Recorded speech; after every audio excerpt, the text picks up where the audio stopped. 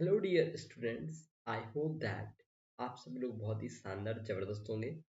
देखो अभी हम लोग हाफ ईयरली जो आपका एग्जाम हुआ है एमपी बोर्ड का, जिसमें जो आपका सेक्शन सी था, जो आपका ग्रामर पार्ट होता है, इसका भी हम लोग सॉल्यूशन देखने वाले हैं। क्योंकि आपको अगर ग्रामर बनता है तो आप यहाँ से इजीली 10 मार्क्स लेकर के आ सकते हैं। तो ये 10 मार्क्स का सवाल है, इसीलिए हम लोग 10 मार्क्स को अच्छे से कवर करेंगे और जानेंगे कि कैसे हम इसी टाइप के और भी क्वेश्चंस अगर आपके एग्जाम में आते हैं तो उन्हें आप कैसे बना सकते हैं। So let's continue. पहला क्वेश्चन आपको बोला था, question number 6, section number C का, fill in the blanks, choosing the most appropriate option, any five. कोई भी आपको 5 करने थे। यहाँ पे क्या करना था, आपको कोई भी 5 क्वेश्चन ही बनाने थे। आपको उन्होंने 7 दिया था, 7 में आपको 5 चूज करना। पहला देखते हैं, the birds are sitting blank the trees. अब यहाँ पर देखो, हमें इन ऑन विथ का यूज करना था। जो हमारे पास में क्या होता है, प्री पोजिशन होता है। क्या होता है, प्री पोजिशन होता है। तो हमें यहाँ प्री पोजिशन फील करना था। हमें क्या करना था, यहाँ पर प्री पोजिशन फील करना। तो देखते हैं क्या आएगा। देखिए यहाँ पर है, द बर्ड्स आर सिटिंग। आप सभी को पता होगा कि बर्ड्स कहाँ बैठते हैं, पेड़ के ऊपर बैठते हैं। यहाँ पर इन का मतलब होता है अंदर, तो हो नहीं सकता है। विथ मतलब होता है साथ, तो ये हो नहीं सकता है। तो हमें पता है कि ऑन का मतलब होता है ऊपर। तो यहाँ पर जो करेक्ट आंसर होगा वो हो जाएगा ऑन। क्या हो जाएगा, ऑन हो जाएगा। ओके, तो पहले का करेक्ट आंसर होगा ऑन। दूसरा सेंटेंस देखो, Ram prefer milk blank T. Okay, यहाँ पर आपको बोला है राम प्रेफर मिल्क। राम क्या करता है, प्रेफर करता है मिल्क, किसके बदले, टी के बदले। तो टी के बदले के लिए क्या आ जाएगा, देन आ नहीं सकता, इसके बाद होता है, इसका मतलब एट मतलब होता है में, तो ये भी नहीं आ सकता। तो करेक्ट आंसर हो जाएगा टू। क्या जगह यहाँ पर टू हो जाएगा। नेक्स्ट है क्या, वर्क हार्ड लेस्ट यू। अब देखो यहाँ पे लिस्ट आ रहा है, लेस्ट लिस्ट भी बोल सकते हो आप इसे। इसके साथ में आपको एक चीज याद रखना होगा कि इसके साथ भी शुड का यूज होता है। ये एक प्रकार से कंजंक्शन है। यहाँ पर करेक्ट आंसर हो जाएगा शुड। क्या हो जाएगा, शुड हो जाएगा। नेक्स्ट देखो, etch boy of team blank well in the last match. Okay, बोला है कि हर बच्चा जो है, टीम का हर एक बच्चा बहुत अच्छा खेला लास्ट मैच में। लास्ट मैच बोला है, लास्ट मैच यानी कि भाई साहब यहाँ पर बीती हुई बात की गई है। तो प्ले V1 फॉर्म होता है, प्लेड जो है इसका V2 फॉर्म है, और प्लेइंग जो है ING। तो V1 आ नहीं सकता है, क्योंकि पास्ट में कभी भी V1 का यूज नहीं होता है। ING फॉर्म लगता है कॉन्टिन्यूस में, तो यहाँ पर हमें वॉज वर्ब कुछ भी नहीं दिख रहा है, इसलिए प्लेइंग भी नहीं होगा। करेक्ट आंसर हो जाएगा प्लेड। क्या हो जाएगा हमारे पास में, करेक्ट आंसर हमारे पास में हो जाएगा प्लेड। ओके, नेक्स्ट देखिए, my father gave me blank 1 rupees note. यहाँ पे हमें आर्टिकल फिल करना था। आपको पता होगा कि 3 ही टाइप के आर्टिकल होते हैं, ए एंड द। अब देखो, यहाँ पर आपको द लगा सकते हो क्या, नहीं लगा सकते, क्योंकि पैसों की बात हो रही है, पैसे कोई बड़ी चीज नहीं होती। ओके, एन कहाँ लगता है, जिस वर्ड की स्टार्टिंग हिंदी वर्णमाला के वल से होती है, यानी कि स्वर से होती है, वहां पे यहाँ पे आ रहा है वन। ओके, वह वन का आ रहा है, यानी कि व्यंजन है। करेक्ट आंसर हो जाएगा ए। यहाँ पर क्या हो जाएगा, करेक्ट आंसर ए हो जाएगा। नेक्स्ट देखो, सी हैज ब्लैंक अ लेग। यहाँ पे आपको करना था ब्रेक ब्रॉक ब्रोकन, यानी कि वर्ब की फॉर्म फिल करना था आपको यहाँ पर। तो देखिए वर्ब की फॉर्म क्या होगी, first form, second form, third form. तो सी के साथ क्या लगा है, हैज लगा है भाई। और आपको पता है हैज क्या होता है, परफेक्ट में ही आता है। एक प्रकार से परफेक्ट टेंस का यूज हो रहा है, तब वहां पे क्या आता है, हैज आता है, हैज जब आता है। तो आपको पता है परफेक्ट के साथ हमेशा वर्ब की थर्ड फॉर्म यूज करते हैं, तो करेक्ट फॉर्म हो जाएगा ब्रोकन। हो जाएगा ब्रोकन। यहाँ पे हमारा करेक्ट आंसर बन गया ब्रोकन। नेक्स्ट देखिए, please wait here blank I return. यहाँ पे हमें बनना था कि प्लीज वेट, कृपया वेट करें। यहाँ पर कृपया वेट करें। यहाँ पे हमें फिर बनना था आई रिटर्न, जब तक मैं नहीं आता था। ओके, तो यहाँ पर आ जाएगा टिल। करेक्ट आंसर पूछो क्यों, क्योंकि यहाँ पे बोल रहा है कि आप यहाँ पे वेट करो जब तक मैं आ नहीं जाता। टिल मतलब होता है तक। ओके, टिल मतलब होता है तक। सिंस, तो हमारे पास में क्या होता है, कोई भी डिफाइंड टाइम को बताने के लिए होता है। व्हेन का मतलब होता है जब। ओके, तब तक मैं आ नहीं जाता। ओके, यहाँ वेट करो तब तक मैं आ नहीं जाता, तो मेरे आने तक वेट करो। Please wait here till I return. Okay, जब तक मैं आता हूँ तब तक आप यहाँ पे वेट करें। ये आपके सारे आंसर्स थे, आप मैच कर सकते हैं, ये सारे आंसर्स हैं। ओके, नेक्स्ट क्वेश्चन आपको बताया था उन्होंने, जस्ट मोमेंट, हमें इनका कलर चेंज करना होगा, बिकॉज वाई, क्योंकि ये जो है, ओ व्हाट हैपेंस, या इसका कलर हो सकता है कि change, I will try. Okay, या हो सकता है, देखो यहाँ पे हम लोग देखते हैं, क्वेश्चन बोल रहा है हमें, क्या बोला है क्वेश्चन में, एक बार देख लेते हैं। क्वेश्चन कहता है the girl is my cousin, the girl is in pink dress. Okay, कोई भी आपको यहाँ पे 5 बनाने हैं। Join the sentence using relative pronoun, हमें बोला है रिलेटिव प्रोनाउन का यूज करते हुए हमें क्या करना है, सेंटेंस को ज्वाइन करना है। The girl is my cousin, the girl is in pink dress. यहाँ पे देखो दोनों सेंटेंस गर्ल्स के ही बारे में है, हमें रिलेटिव प्रोनाउन का यूज करना है। हम क्या बनाएंगे, सेंटेंस देखते हैं, हम इस टाइप से बना सकते हैं, the girl who is in A pink dress is my cousin. हमने बताया कि जो गर्ल है ना वो पिंक ड्रेस में है, वो मेरी सिस्टर है। यहाँ पे हमने जो हु वर्ड यूज किया है, ये हमारे पास में क्या है, हमारा रिलेटिव प्रोनाउन है। The girl who is in pink dress is my cousin, जो लड़की पिंक ड्रेस में वो मेरी कजिन है। नेक्स्ट सेंटेंस देखो, as soon as the students saw the teacher they became silent, replace as soon as with no sooner than, यानी कि as soon as को आपको no sooner than बनाना था। तो आपको पता है no sooner than में ये जो no sooner होता है ये स्टार्टिंग में आता है, तो हम वैसे ही बना देंगे, हमें जो रूल पता है। तो हमारा क्या हो जाएगा, no sooner, इसके बाद में आपको पता है कि सेंटेंस कैसा हो जाता है, नेगेटिव चला जाएगा, क्या हो जाएगा, नो शून्य, डिड द स्टूडेंट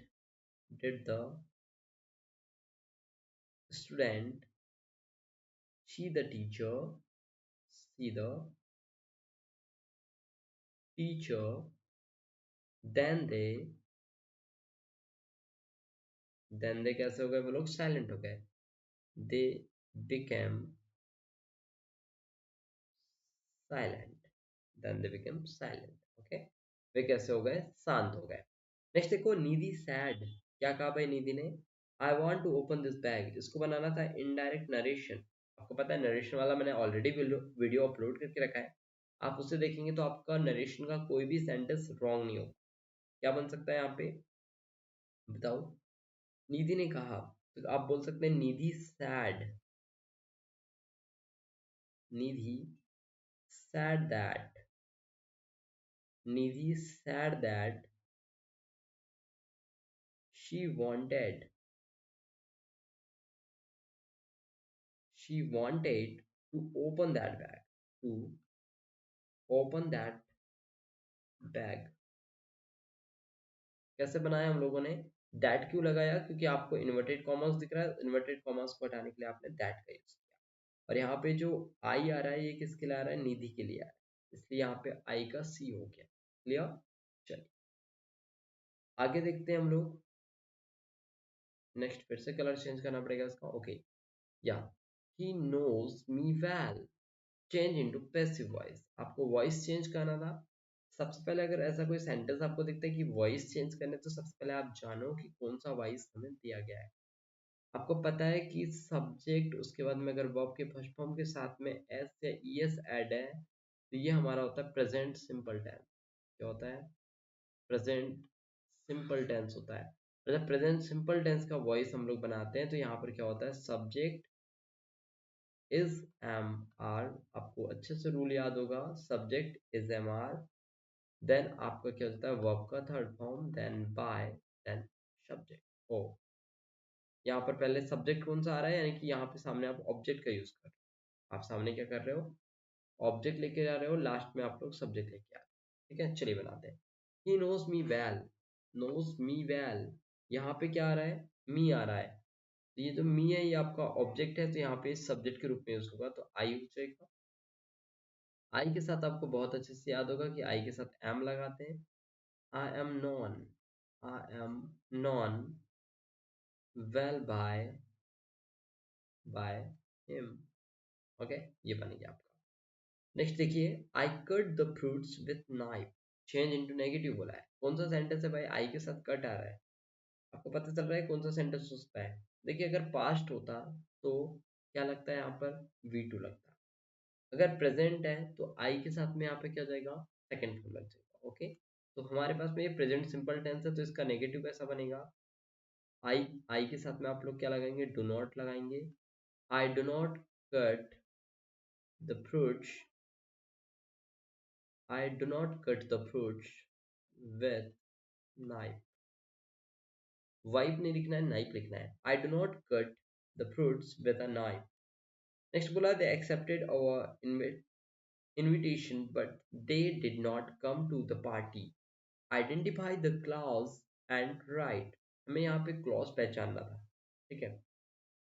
यहाँ पे जो आपका पहला सेंटेंस है, जो आपका यहाँ पर पहला सेंटेंस है, दे एक्सेप्टेड आवर इनविटेशन, ये जो सेंटेंस है आपका, ये है आपका कौन सा, मेन क्लॉज। ओके, और जो सेकंड है यहाँ पर बट से लेकर के आपका, जो आपका बट से लेकर के है, ये आपका कौन सा क्लॉज है, ये आपका जो है, ये आपका सब ऑर्डिनेट क्लॉज है। ये कौन सा है आपका, सब ऑर्डिनेट क्लॉज है। ये कौन सा क्लॉज है आपका, सब ऑर्डिनेट क्लॉज है। ओके, ये आपका क्या है, सब ऑर्डिनेट क्लॉज है। बस वही चीजें आपको पूछा था, तो आपको पता है ये वाला क्लॉज आपका कौन सा है, मेन क्लॉज है। ओके, मेन क्लॉज है आपका। और जो सेकंड वाला है ये क्या है, सब ऑर्डिनेट, सब ऑर्डिनेट क्लॉज है आपका। तो ये आपका क्या है, सब ऑर्डिनेट क्लॉज। नेक्स्ट वाला देखिए आप, थर्ड नंबर का, 7 नंबर का जो है, वैसे तो बनाने कोई भी 5 ही थे, लेकिन हम पूरों का सॉल्यूशन देख रहे हैं। The door is so high that the baby can't reach. Door इतना ऊंचा है कि बच्चा चढ़ भी नहीं सकता है। यहाँ पे जो सो दैट आया है, इसकी जगह पे हमें टू टू का यूज करना है। क्या यूज करना है, टू टू का यूज करना है। और आपको पता है टू टू जो होता है वो नेगेटिव थॉट जनरेट करता है। यहाँ पे अगर ऑलरेडी नेगेटिव आ रहा है तो इसे हटाना पड़ेगा। कैसे हो जाएगा, the door, the door is too high to, too high to reach. Okay, directly ऐसे ही बना सकते हो, या reach the baby, reach the baby. एक तरीका ये हुआ, या तो आप सेकंड तरीके से ऐसे बना सकते हो, the door is, the door is too high to the, to the baby, यहाँ पे द कर दो, to the baby, the door is too high to baby to reach to. इसको ऐसे मत बनाओ, आप इसको अलग तरीके से ऐसे बना सकते हो, the door is too high for baby to reach, to rich.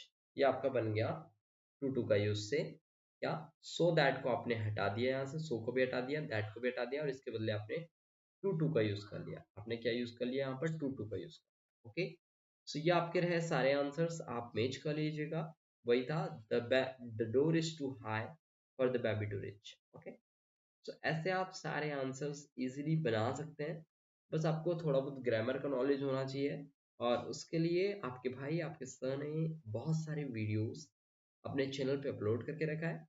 So you can join us and you can watch our videos for better solution. Okay, इसका पीडीएफ मैं टेलीग्राम पर अपलोड कर दूंगा, आप वहां से देख सकते हैं। ओके, और जितने भी हाफ ईयरली के एग्जाम के क्वेश्चन पेपर है, I will upload on my YouTube channel. So YouTube channel पे तो नहीं करूंगा, आपको टेलीग्राम पे दे दूंगा। ओके, तो टेलीग्राम का लिंक आपको बता दूं, टेलीग्राम आप ज्वाइन कर सकते हो। टेलीग्राम आपको मिल जाएगा अपने सर, अपने भाई के नाम से, आरजू इंस्टीट्यूट के नाम से। ओके, आप इसे ज्वाइन कर लीजिएगा। यहाँ पे आपको सारे पीडीएफ्स फ्री में मिल जाएंगे। Okay, so okay, keep learning, keep watching और वीडियोस। मिलते हैं फिर एक नए वीडियो के साथ, तब तक के लिए bye, have a good day.